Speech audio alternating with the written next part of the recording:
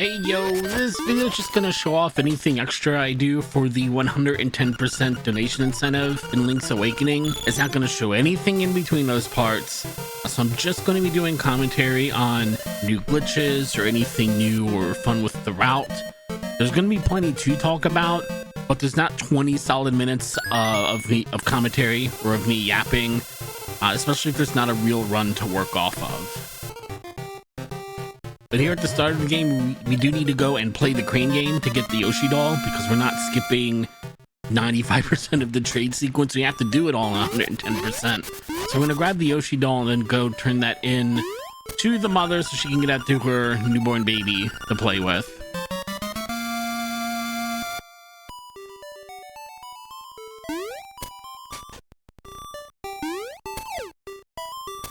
Mama gave us a ribbon in exchange for the Yoshi doll, and we're going to trade the ribbon to this little Bow Wow for some dog food. The first major shakeup of the route is that when we get our flippers, we actually have to grab the instrument from the end of Dungeon 4 here. That's going to trigger the ghost to spawn. And since we're also saving all of our friends in 110%, we need the ghost to spawn. And this is the only way to do it. The ghost only spawns A, when you finish Dungeon 4, and B, if you haven't completed any other dungeon after Dungeon 4. Otherwise, he just doesn't show up. So we have to get this right now.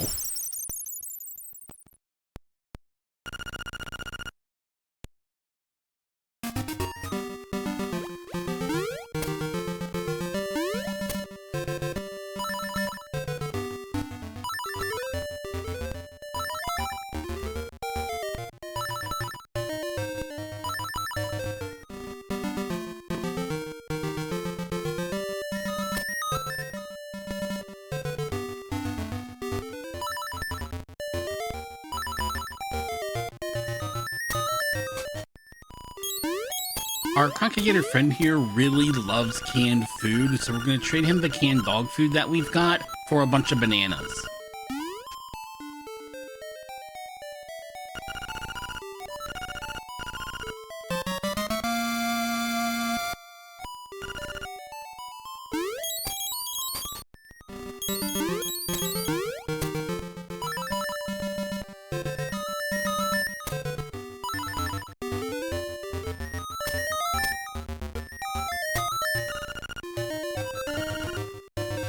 Here we're completing the first part of the side quest for our ghosty friend. We are bringing them back to their old house here by the beach so they can be wistful and nostalgic for the good old days of being alive.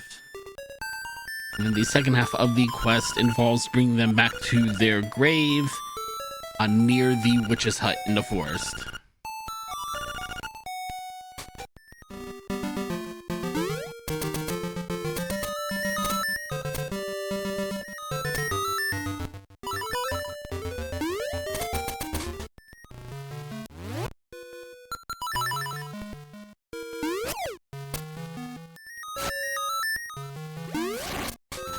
It's probably pedantic to add getting the mushroom to 110%, but it's going to let us show off a cooler version of a glitch that I'll be showing off later on in the VOD, so I'm just going to grab it here.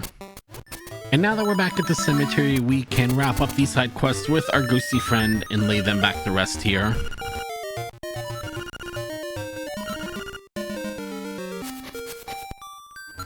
Just judging by the clip size, this is the biggest addition to the run in 110%. Usually, we can screen warp and through glitches get to the end of the Golden Leaf quest and get our slime key so we can get into Dungeon 3 without having to do anything here in Camelot Castle. But because it's 110%, I've added in the requirement that we actually collect all 5 golden leaves and only get the slime key when we've quote-unquote earned it. The golden leaves aren't super well hidden. It is just kind of a little side objective to pace out the game, add a little bit of content in between Dungeons 2 and 3, and help encourage you to explore the world map a little bit more, because at the end of Dungeon 2 you finally got the bracelet, so you can pick up rocks and you can explore huge chunks of the maps at that point.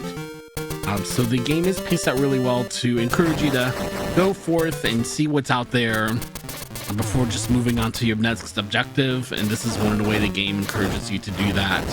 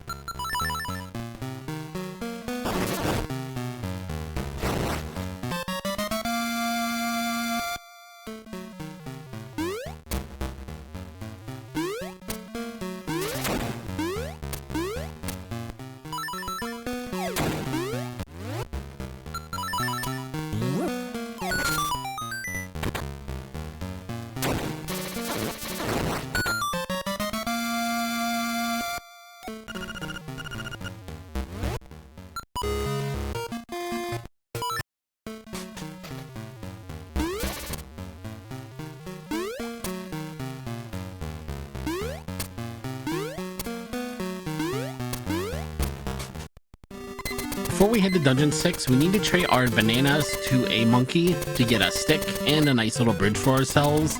This is the last trade we can make until we clear Dungeon 3. So there's actually a pretty big gap in between now and the next part of the trade sequence in a live run.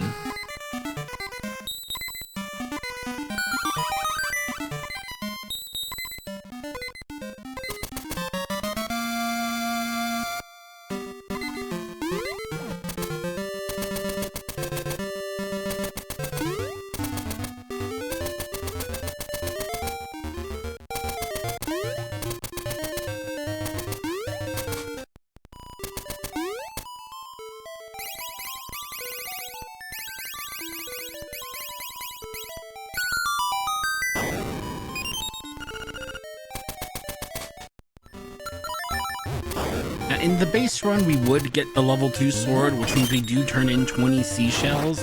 But if we need to get all 26 seashells, you actually have to come back to the shell house when you have exactly 5 and exactly 10 seashells. Because only if you have exactly 5 and exactly 10 seashells can you turn in your seashells to get a bonus seashell. So we do have to add a little bit of backtracking to the shell house over a 100% run. But it's not too bad. We can fold it in pretty nicely to the other things on our to-do list.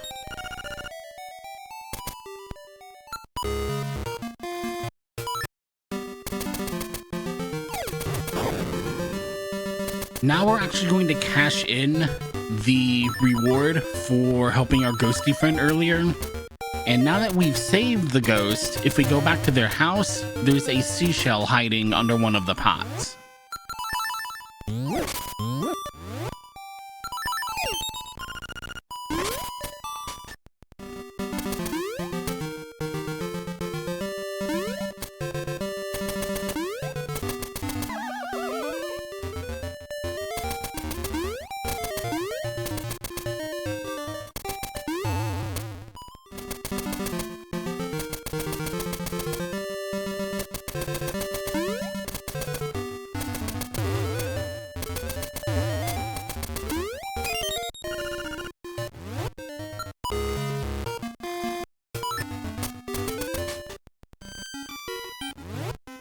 Technically, we don't need powder for the final boss fight, but if I drop the quick kill on the first phase of the final boss fight, the powder is the backup.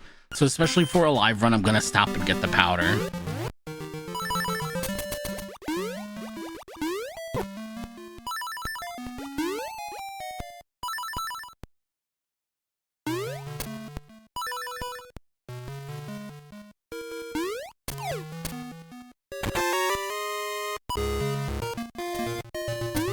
Now we finally get to trade away this stick to see what item we're going to get next. And the next thing we're going to get is this honeycomb that we're going to trade away to our chef so they can use it for honey. It's also going to let me show off a really fun way to get a couple of seashells not everything I'm showing off here is technically new stuff, so I'm going to pause the timer at some point in the VOD here. But we're going to have the chance to do an old trick from a new angle because of this sidetrack we have to make.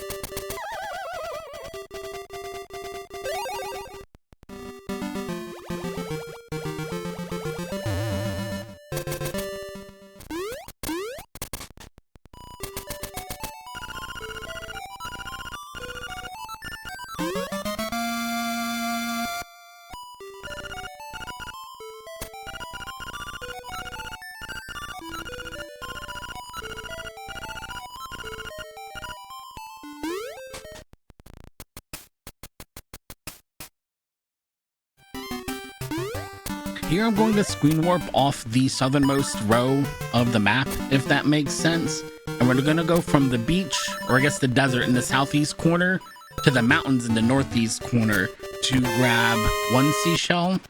We're going to save and quit to go back to Animal Village and do the same trick again to grab a second seashell.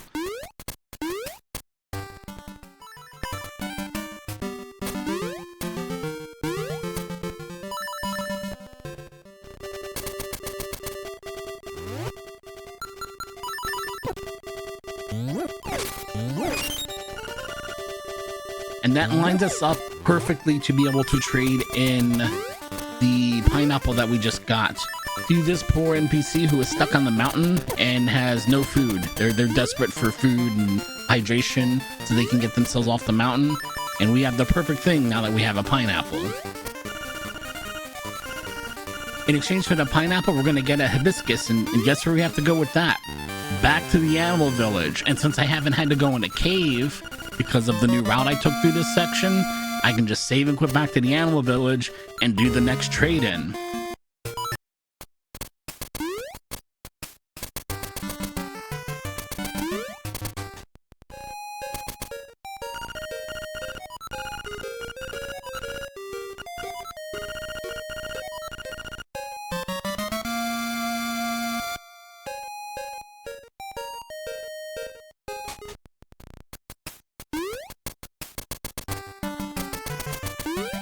And since there's a warp zone in Animal Village, I can just take the warp zone over to Dungeon 8, which is right next to where the next trade-in is.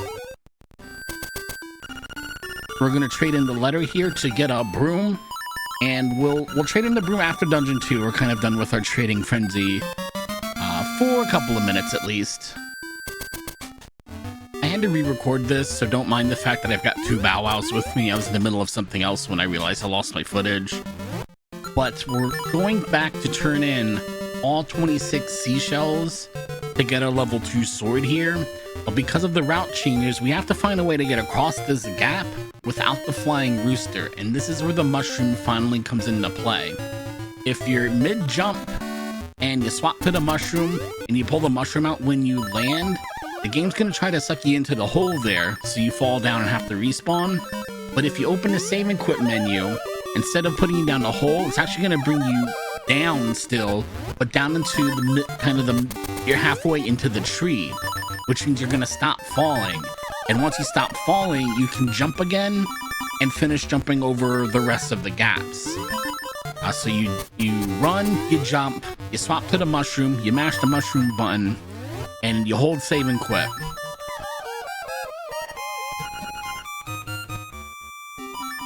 Save and quit, map button, jump over the rest of the gap.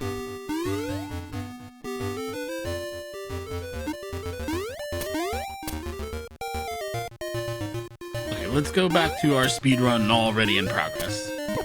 We're finally done with our seashell collection, so we can trade in 26 shells to get our level 2 sword. We're not done with the trading sequence though. We have a couple more items to deal with.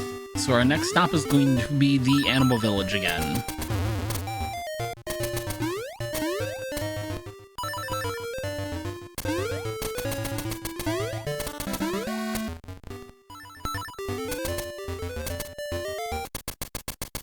We're going to trade the broom for a fishing hook.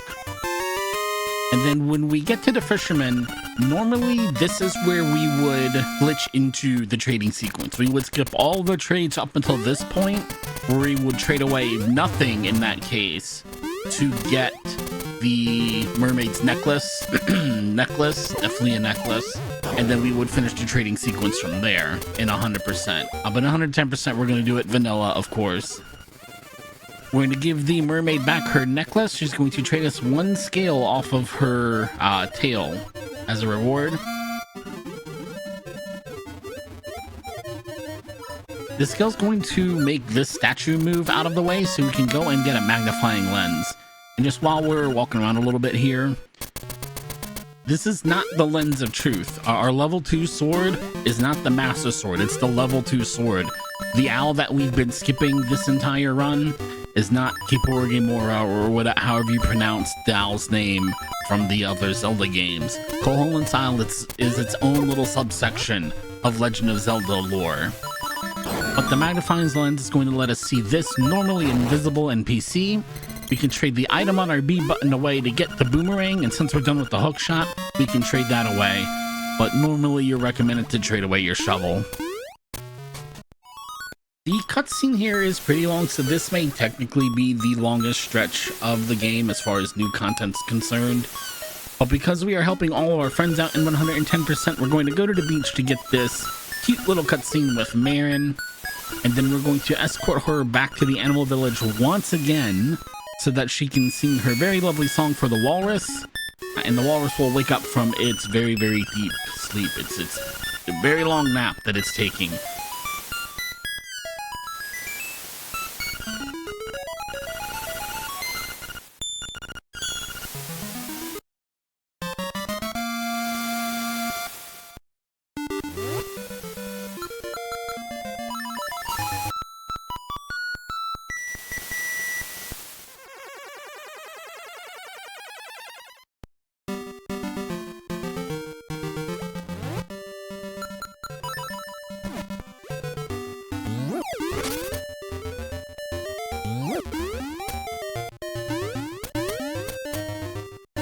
We also have to go and save the best boy ever, Bow Wow. On our way to saving Bow Wow, we can actually skip both the second and the third room. I forgot to use the fire rod to skip the second room. We're going to skip the main boss here and go save our friend Bow Wow.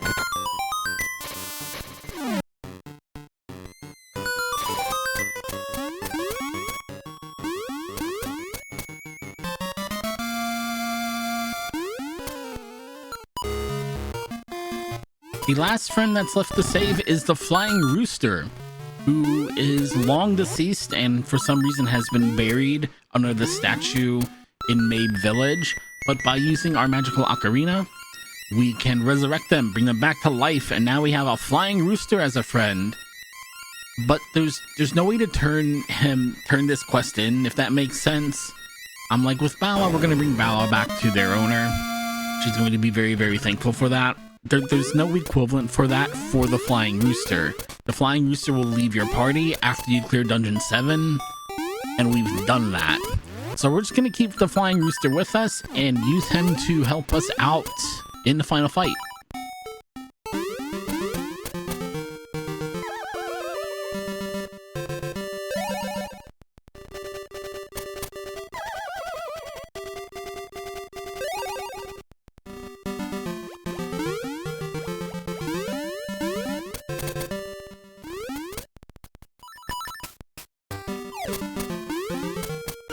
Normally the walrus is taking the role of Snorlax and just blocking your path, and the only way to get it to wake up in this case is not with a Poke Flute, but by Marin singing.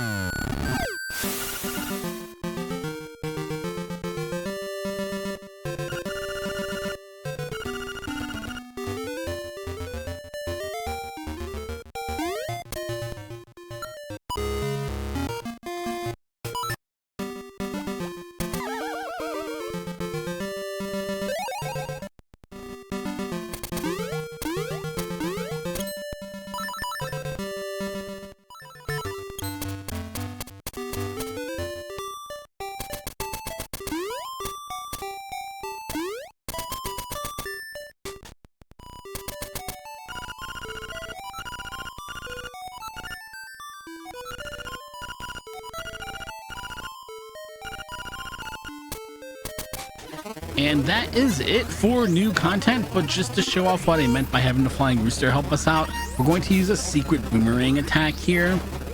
And as long as we're flying in the air, we can't catch the boomerang. If we can't catch the boomerang keeps flying, so we can take out the last 2 phases of the boss fight while flying around on the rooster.